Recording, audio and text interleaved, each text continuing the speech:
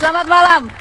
1 jam lebih dekat malam ini akan menghadirkan seseorang yang mungkin di tahun 2014 ini akan memimpin tanah air. Menjadi Presiden Republik Indonesia yang baru, yang ke-7. Dia adalah seseorang yang dikabarkan memiliki banyak gebrakan. Mulai, pasti Anda ingat siapa dia kalau saya menyebutkan seseorang yang melemparkan kursi di pintu tol. Oke, itu satu. Kemudian juga ia pernah mengendarai mobil listrik. Dan kemudian sayang sekali terjadi kecelakaan, namun alhamdulillah berhasil survive. Siapa lagi kalau bukan Dahlan Iskan. Bapak, halo, apa kabar Pak? Sehat kayaknya Bapak lagi semangat banget ya. Masih dengan capsnya? Iyalah. Nggak pernah ganti sepatu lain Pak? Iya. Kan Bapak kantoran juga kan Pak? Pak Menteri gitu loh. Yang biasanya duduk di belakang meja bekerja dengan sepatu biasa. Saya masih belum terlalu bisa menerima bahwa saya seorang menteri. Sering kalau ada teman memanggil Pak Menteri, siapa yang dimaksud ya? Terus kemudian biasanya saya tegur, jangan panggil Pak Menteri lah, nama saya Pak Dahlan, biasanya begitu. Dan Bapak katanya udah sangat jarang duduk di meja itu ya, meja kerja. Meja lebih menteri, banyak. ya. Meja menteri jarang Pak. Ya memang selama 2 tahun lebih saya menjadi menteri, bahkan belum pernah 1 hari pun saya duduk di mejanya menteri itu. Serius? Iya, boleh Anda lihat, boleh Anda tanya teman-teman saya. 1 detik Pak nyoba meja baru gitu? Belum pernah. Takut lupa berdiri nanti. Baik, ini kalau misalnya bicara tentang Dahlan Iskan, masyarakat tahunya ini beliau adalah seorang wartawan dan raja media. Boleh ya Pak ya disebut raja media Pak? Ya terserah. Ada profilnya berikut ini. Dahlan Iskan dilahirkan di Desa Kebon Dalem, Tegal Arum, Magetan, Jawa Timur pada tahun 1951. Dahlan tidak pernah tahu tepatnya tanggal dan bulan ia dilahirkan. Hingga akhirnya ia memilih 17 Agustus sebagai tanggal dan bulan kelahirannya yang bertepatan dengan Hari Kemerdekaan Indonesia sehingga mudah untuk diingat. Dahlan Iskan mengawali karir sebagai seorang reporter surat kabar di Samarinda, Kalimantan Selatan pada tahun 1975. Setahun kemudian, ia beralih profesi menjadi wartawan majalah Tempo. Karirnya berkembang dengan baik, hingga kemudian Dahlan Iskan ditunjuk sebagai pimpinan surat kabar Jawa Pos sejak tahun 1982 hingga sekarang. Dahlan dianggap sukses memimpin surat kabar Jawa Pos, yang awalnya hanya koran daerah yang hampir gulung tikar menjadi koran nasional dengan oplah yang sangat fantastis.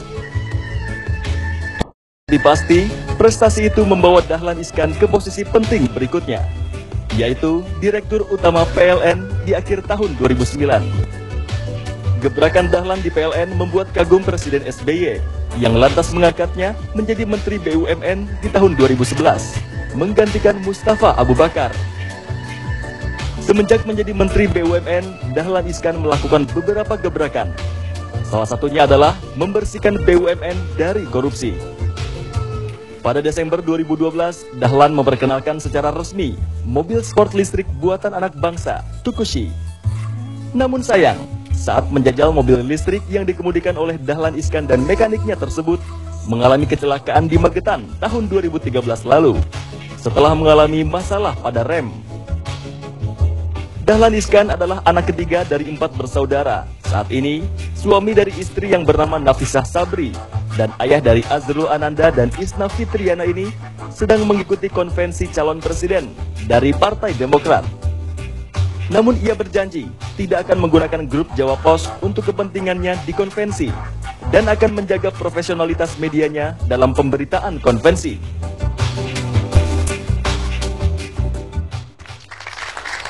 Janji Bapak sudah dipegang Pak, bahwa akan menjaga netralitas media dari...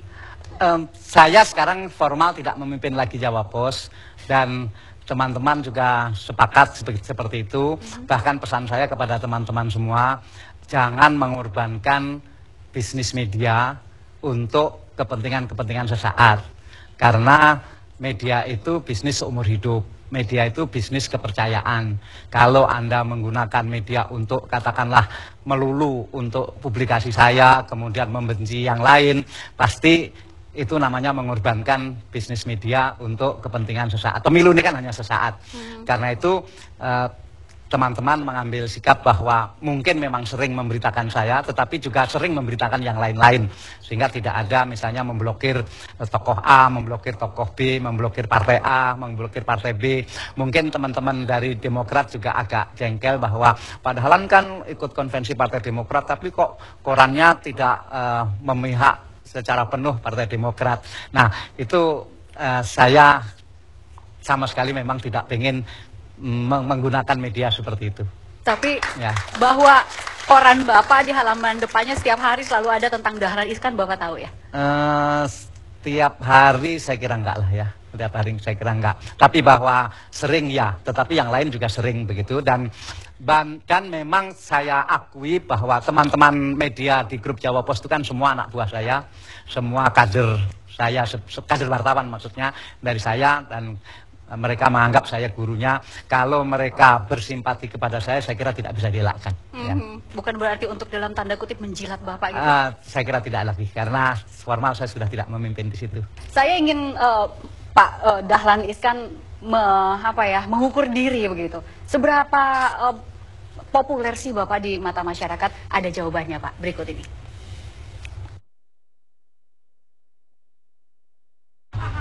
Saya cuma dengar aja Pak, dengar suara aja, namanya orangnya nggak tahu.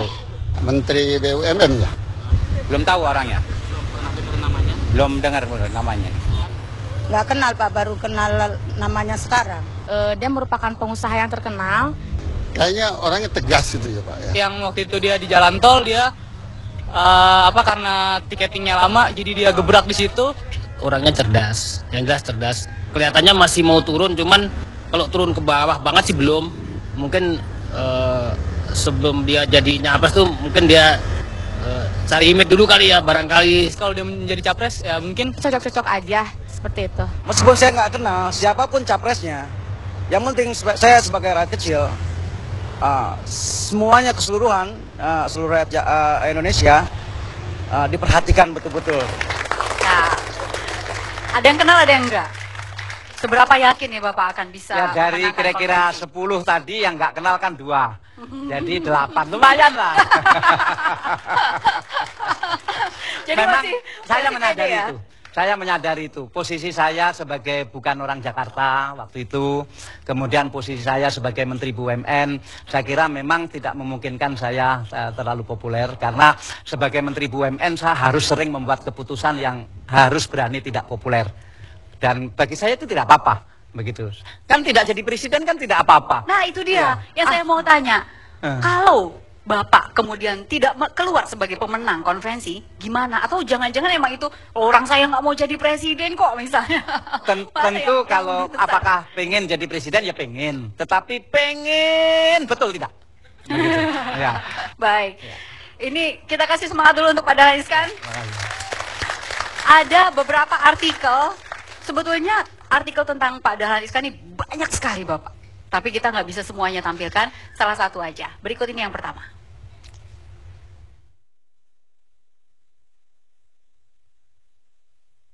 Dalam kenaikan LPG. Apa tuh Pak? Kenapa kok pokoknya salah saya gitu? Pokoknya salah saya ingat banget waktu itu. Iya. Kenapa, Karena Pak? begini, saya lihat ke semua orang kan kok menghindar, semua orang kok melempar tanggung Semua orang jawab. tuh siapa aja? Ya waktu itu kan kalau Para wawancara di pejabat. TV kan selalu begitu. Ya sudahlah, ini harus ada yang ambil tanggung jawab. Karena saya aja ambil tanggung jawab. Sudah, ini semua salah saya. Oh, kok gitu? Kenapa? Ya kan harus ada yang ambil tanggung jawab ya. Dan yang penting kan setelah ambil tanggung jawab, apa yang harus dilakukan? Kemudian kita turunkan harga LPG yang semula naiknya begitu drastis, tinggal naik sedikit Kalau sekali. bukan salah Bapak ya nggak usah. Nggak pokoknya apa-apa, salah saya. hidup harus begitu. Hidup harus Tapi begitu. untuk masyarakat ada yang mengatakan Dahlan Iskan kok lebay gitu. Nggak apa-apa. Nggak apa-apa. Itu yang saya bilang tadi, bahwa menjadi Menteri BUMN tidak bisa, kadang-kadang tidak bisa pengen populer, tidak bisa. Kadang-kadang harus mengambil keputusan yang tidak populer. Atau justru dengan mengatakan pokoknya salah saya adalah untuk demi kepopuleran.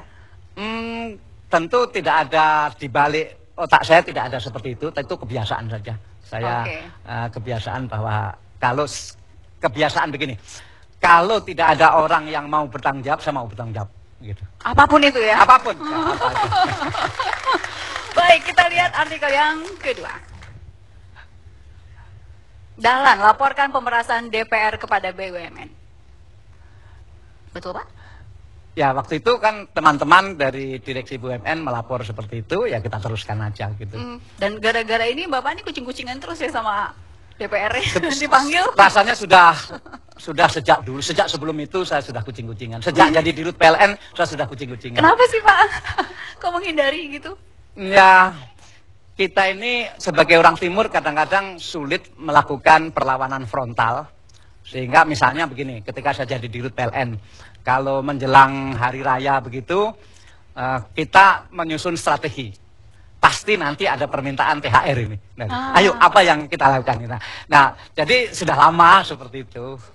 Baik, Pak Dahlan kita lanjutkan ya. Masih banyak perbincangan nih, masih ada 10 lembar lagi di sini. Saat lagi kami kembali. Misalnya bantuan Maumere, kemudian korupsi 37 triliun, kemudian anak saya Asrul Ananjat jualan genset.